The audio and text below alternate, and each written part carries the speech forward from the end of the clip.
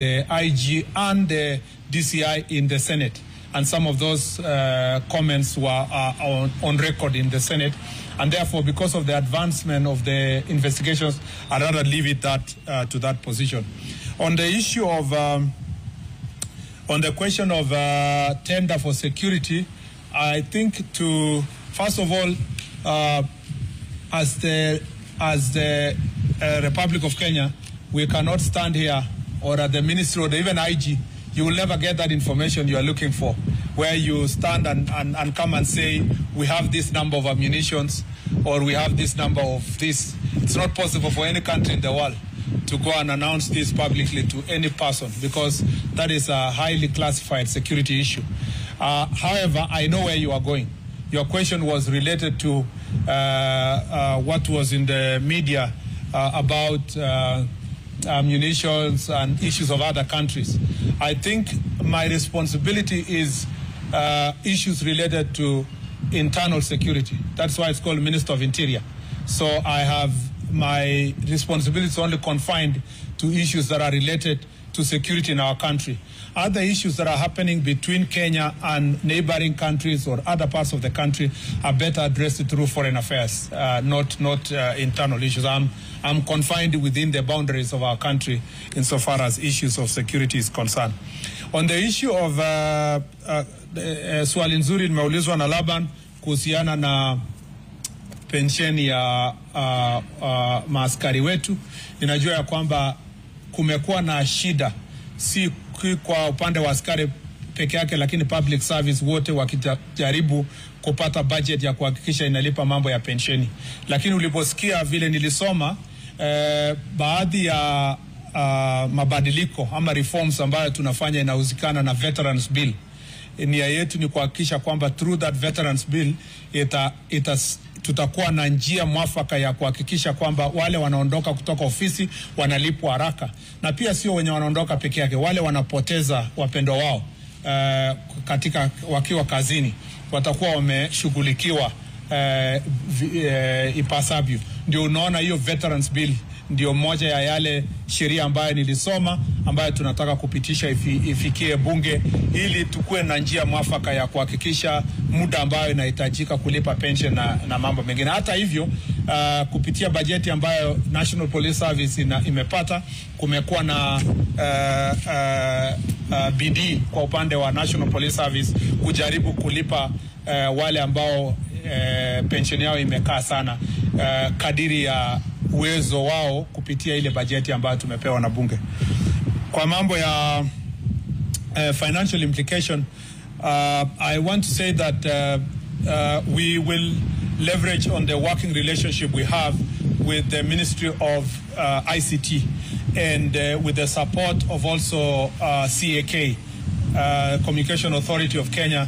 We are going to forge this partnership, which has been ongoing between us and these institutions, to see how we can install these CCTV cameras within the next 2 years. The ultimate budgetary allocation will be determined by the working partnership we have put in place.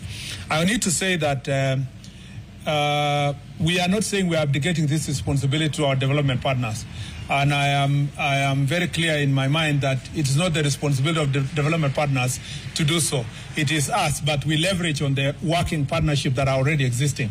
Some of the partnership are between us with the UNDP, which is already ongoing partnerships, between also us and the World Bank, between the government and the government of UK, and between the government and European Union. These are existing partnerships that are cut across ministries. But particularly for this ministry, we want to retrofit the programs that we have been having with them and see if we can urgently put some of the already committed resources towards making the police station a center of excellence and making it mandatory for all these police stations to have the CCTV cameras.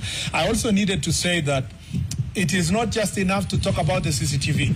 We are speaking about police stations that have very old infrastructure. Some of the police stations are actually colonial infrastructure. So it requires also building of the infrastructure itself. And again, through our Jukwaa la Usalama and our engagement with national government Constitutional Development Fund, we've been seeing ways of ensuring that we modernize most of these police stations, because you can also may want to put new ICT materials, the laptops, the CCTVs and Wi-Fi and so forth in an environment that has very old infrastructure or even barely existing infrastructure. Some of the police stations are Mabati police stations and so forth. So we will want to, as we work on the accountability and transparency in the police stations, we want to ensure that we build on the infrastructure within the police station. The last three questions. Yes, Waziri, my name is Eric Orenda for Citizen Radio. There has been a clamor and push from a section of Kenyans for the DIG Lagat to step aside or resign. And some are even threatening to go to the street from tomorrow. From where you sit, do you think that's the prudent path taken to suppress the tension, the pressure of protest ahead of tomorrow? Thank you. Mr. CS, my name is Winfrey Owino from KTN. You've mentioned digitization of occurrence books. And this is not something new. We actually heard of it first time in the previous regime. So what is the progress with what the previous regime had started? And what really is the update based on what you had told us before as the ministry? Yeah. Thank you. The last one, if any. And if none, then I appreciate. Good afternoon. I'm Camila Lunani from K24. And I was asking, or many Kenyans are asking, when will this end? Like, when will the police brutality end? So that Kenyans can have trust in the police with their lives, with certain issues that they may be going through. Can we believe that the police will take care of us? Yeah.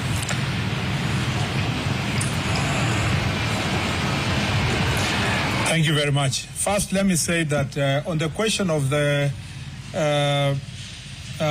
first question by Eric was in relation to the role of the DIG in the question of the issue to do with the murder of Mr. Albert Ojwang. I'd like to say that, and whether or not he should resign. I'd like to say that the investigations, as I've already said earlier, are going on with IPOA. IPOA is doing its part in terms of investigations. DIG Lagat is a seasoned police officer who understands what it takes to carry out matters of investigations and where or whether or not his conduct or act or position can affect that investigations. And I think we will cross the bridge when we reach there. When there is a closer relationship between the investigation that IPOA is doing and what he considers to be an interference, I think we will cross that bridge when we reach there. At the moment, let's leave the IPOA to do its part, but also the DIG himself to assess the extent of his involvement based on the investigations that are going, or his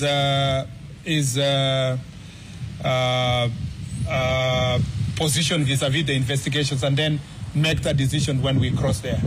I'd not like to be the CS who will make that decision for him. It is important that that is achieved, the threshold of the investigations, where it is, and whether or not the DIG will see that his position or position in office is going to interfere with that investigation. I'm sure when that threshold is achieved, we will cross that bridge when we reach there. On the question of digitization of OB, this has been a long time promise, and I agree with you that it's been a promise from previous administration to now. We want to move it from promise to reality. And we know the reasons why this is serious is because if we have a digitized OB, it will help us to make sure that any reported incident can be tamper-proof. It can also be tracked to ensure that whether or not someone wanted to interfere or change the position of a particular reporting that was made. So we will not have a situation where like we saw in the other incidents, that somebody had reported there is allegations that the report was changed and so forth. So digitized occurrence book would really help us a great deal. And I have now given timeline. Maybe in the past there was no promise of timeline. I've given in the next 1 year we would like to see a digitized occurrence book. And then lastly, Camila has asked a very important question. When will police brutality end? We would like to see that police brutality ends now. It is the duty of any right-thinking member of society, including our cabinet secretary and government, to see that police brutality ends immediately. Because it is not right that police stations, for example, or police officers who are expected to protect the citizens are brutalizing citizens. But as you know, reality on the ground is that this is an area that governments and countries all over the world have struggled with over time, even the most advanced democracies, like the case of the US with the George Floyd a few years ago. But very conscious societies will ensure that when an incident happens like the one for Mr. Albert Ojwang, you don't, as unfortunate as it is, you don't allow that incident to be part of the statistics. It's also an opportunity for us to rise up and say, what else can we do? Like in the instance that we have proposed here, what else can we do to make the police station safe in respect and honor of those who have suffered, like the case of Albert Ojwang? That way, we can put meaningful, we can have meaningful results based on the otherwise negative and terrible incident. We can be able to turn around and say, so that doesn't happen to any other citizen, this is an opportunity again to up our game in terms of reform. But if you ask me, this is an area that is long overdue. But as I read in my statement, we've made significant improvement from 2010 when we promulgated our new constitution, and we can do even far much more. But I also need to ask our citizens that we need to support each other. We need to support the police officers.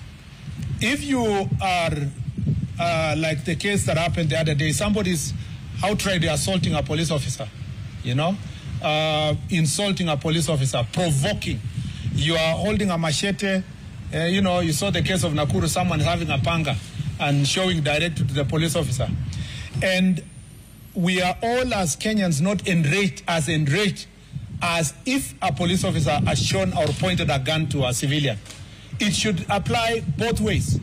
And I request you in the media, please stop profiling criminals and calling them protesters. I saw in one of the media houses the other day, somebody's announcing, saying, oh yeah, some of the protesters have burned vehicles, some of the protesters have looted. How do you still give them a constitutional status of Article 37? Protesters are expected to be civilized people who are making a statement, not the ones who are burning vehicles, looting shops, attacking civilians, throwing stones at the police officer, burning police vehicles. We have very few police vehicles, but many of them have been burned in this instance. Burning a police station, invading parliament. I am yet to see a media house that calls out all those who invaded parliament. In any civilized society in the world, anybody who invaded parliament would have been called a terrorist, straight, in many countries. But here in Kenya, we are still saying peaceful protesters invaded parliament. How can invasion and peaceful survive on one sentence? It must prick our conscience that, see, you've seen protests in other parts of the world, people marching peacefully along streets and making their statements. And that's why part of the law that we are proposing is to create an opportunity for public order, to give people the space to do protests in an environment that is peaceful and that is respect constitutional responsibility of every one of us. Asanteni sana and God bless you. Thank you very much. Asante sana. Thank you.